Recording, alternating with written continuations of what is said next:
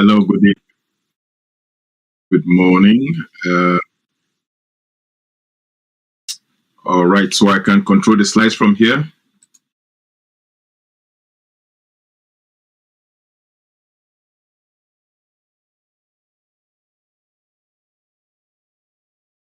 All right. Oh, give me a minute, please.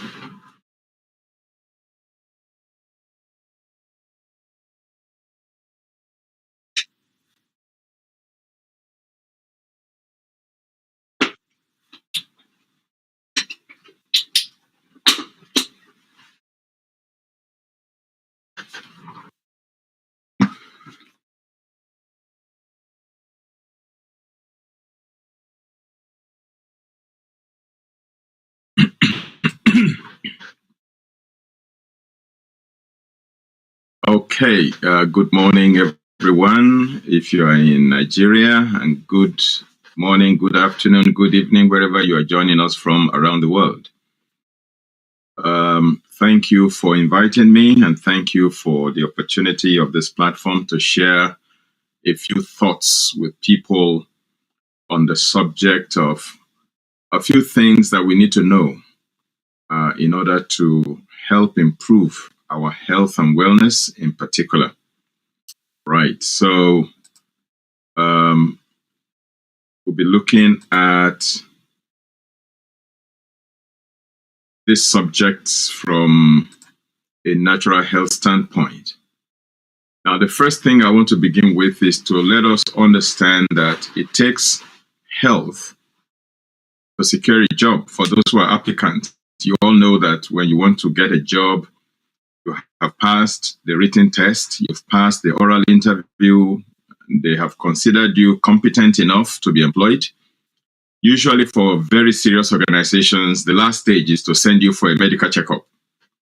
They want you to go and do your medicals. So they are sure that the person they are hiring has the requisite energy, strength, and capacity, mental capacity, physical capacity, apart from your certificate, your experience, your skills. You also want to be sure that you are healthy enough to discharge your responsibility. That's where health features, even for the employee. For those who are already employed, maybe when you started, you were employed and you were fit, you were fine, you were cleared when you went for your medicals and you've been given the job. You've been on the job now for 2 years, 3 years, suddenly your health begins to fail. Today you are asking for off day, tomorrow you are asking for sick leave, next week you are going for another medicals. Now, before you know it, people begin to ask the question, can this guy continue on this job? So it equally takes good health to keep a job, even after you have secured the job. People lose their jobs on account of ill health. And for those who are entrepreneurs, self-employed, business owners, employers, and what have you, you also know that as an entrepreneur, productivity is enhanced when you are healthy and you are clear-headed. When you are healthy and you are fit, you are not distracted. You are able to be laser focused in building your enterprise. Also, as an employer, if you have a healthy workforce, all the people that are working for you, when they are fit and they are healthy, that helps to build your business. So a healthy workforce is an asset to any employer. So whether you're an employee or you're an employer or you're an entrepreneur, you're a business owner, you're self-employed, wherever you fit into, health features prominently as one of the factors that will determine your outcome at the end of the year. All right. Now, it also takes health to create wealth. That has been well established. Only healthy people can work and create wealth.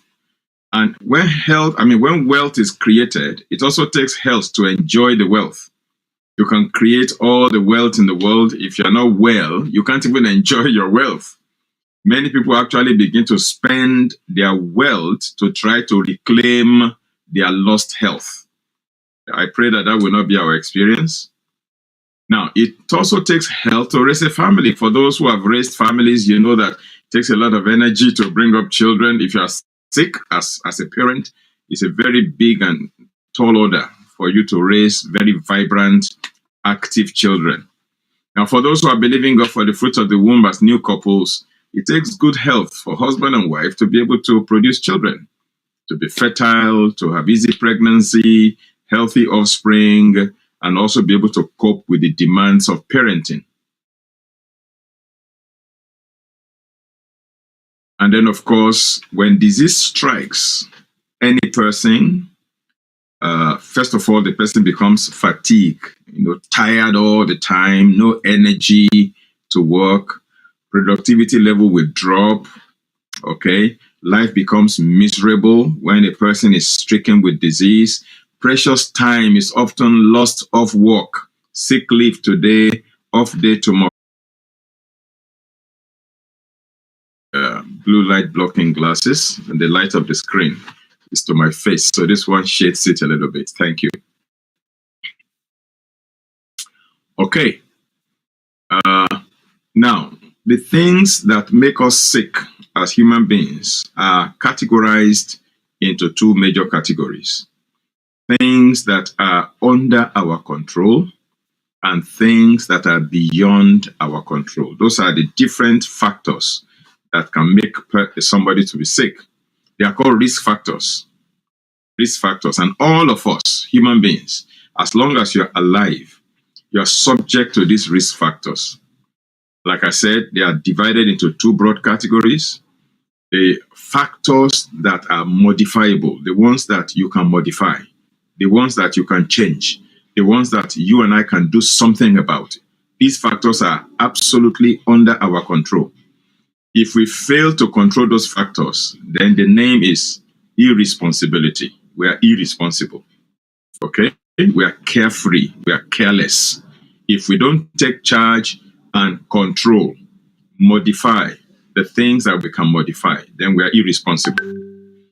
But the things that are beyond human control, those are the non-modifiable risk factors.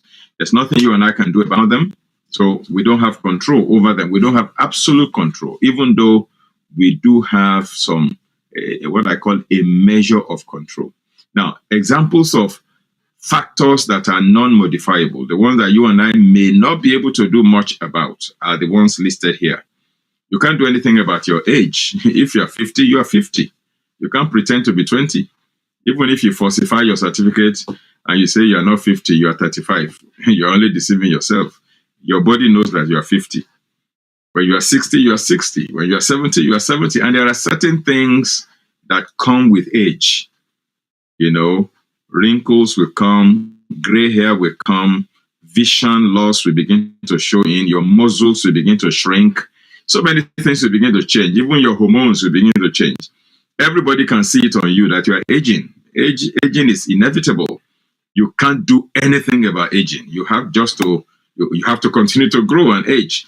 The only thing you can do is you can slow down the aging process. You cannot stop it, but you can do things to slow it down so you age gracefully. That's what we mean by there's not much you can do, but you have a measure of control, but you don't have absolute control over the aging process. The same thing with your race. If you are born an African, you're an African. You can say you want to be trans this or trans that, and say you're Caucasian or you're Asian. You're only deceiving yourself. If you are born an Asian, you're an Asian. If you are born Caucasian, you're Caucasian. You can't do anything about your race. And there are certain diseases that are peculiar or more common among certain races. Okay, so when you belong to that race, then you are part and parcel of the community that will be contending with that particular situation. You can't do much. You can't do anything about your gender. If you are born male, you are male. If you are born female, you are female. Forget about those who are doing surgery and hormone treatment or transgender. That's self-deception. You are still female if you are female, and you are still male if you are male. And there are certain diseases that come with gender. For example, there was this cartoon that I saw lately, very, very humorous. A man had just, done this transgender thing. He has converted to a woman. And so he says that they should refer to him as a she and her. He doesn't want to be addressed as he or him anymore. No problem. So he went to the hospital because he was sick. He was feeling certain symptoms. And so the doctor carried out all the necessary investigations, and the doctor came up with his findings and his diagnosis. So the doctor wanted to announce to the person, the patient, what the diagnosis was. So he says, "Sir, all your results are back, and I have a diagnosis for you." And this transgender man said, "Don't call me sir, call me ma. I'm a woman." And the doctor said, "I'm sorry, I apologize for addressing you as sir." He said, "Okay, hello, ma'am. You have prostate cancer." It was so humorous because even though he has crossed from being a man to a woman, yet he still had a prostate inside of his body. And he still had prostate cancer. He developed prostate cancer. But he said he wanted to be addressed as a woman. So the doctor said, "No problem, madam. We know that prostate cancer is the domain of the male gender. Women don't have prostate cancer, for God's sake. So you can only deceive yourself and call yourself another gender. You can't do anything about gender. This is the way God has constructed us. And there are certain diseases that are peculiar to gender. As a man, for example, I don't worry myself about uterine fibroid or ovarian cysts because I am not a woman. I don't have a womb. I don't have ovaries. So I should not bother myself about ovarian cancer or cervical cancer or uterine cancer because that belongs only to the female gender. And a woman too need not bother herself about prostate cancer because that belongs only to the male gender. So there's nothing we can do about our gender to change the real situation of things. We can only do cosmetic changes and deceive ourselves at the end of the day. Now, microbes are in the environment. Viruses, bacteria, fungi, and various parasites and what have you. We may not even be able to see them physically. There's not much we can do about these things. They cohabit the planet with us. And we can come in contact with them at any time. They can infect us depending on our state of health, our immune strength, and what have you. These are factors that are beyond human control. We cannot sanitize all the air in our city so that there is no single virus, no single bacterium, no single fungus inside the air anymore. It cannot be done. You don't have control over that. Neither do you have control over your genes, your genetic makeup. These are hereditary factors. You have no control over the shining of the sun. The sun is shining on all of us. Some people will develop, skin burn, depending on their race, their skin color. They can have skin burns and they can have skin cancer as a result of all of that. Okay. You work in a workplace where there are certain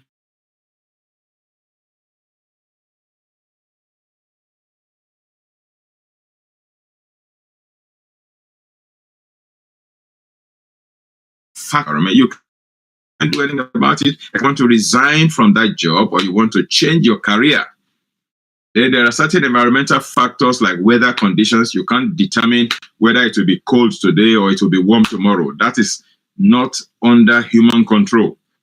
Okay, so these factors that can impact on our health, that can cause disease, and we don't have control over them, they are called the non-modifiable risk factors.